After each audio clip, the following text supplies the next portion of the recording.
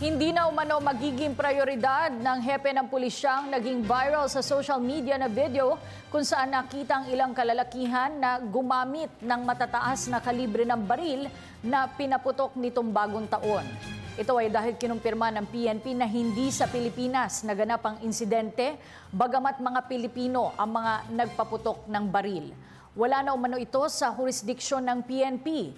Kaya para kay PNP Chief Director General Ricardo Marquez, mas pagtutuunan ng pansin ng pulisyang iba pang mga mas mahalagang bagay gaya ng mga kaso ng indiscriminate firing sa bansa.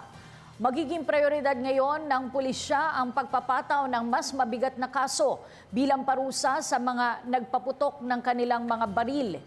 Hihingin umano ng PNP ang suporta ng Kongreso para dito.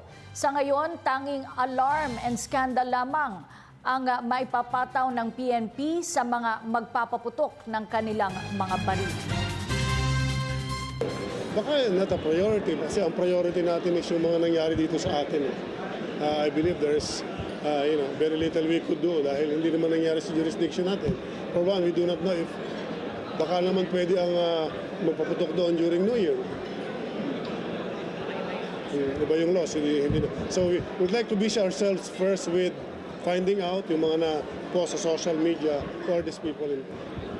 Open palagi yung Philippine National Police sa usapin na yan kung saan pa tayo makakarating para mabawasan o mawala lang tuluyan yung issue ng indiscriminate firing.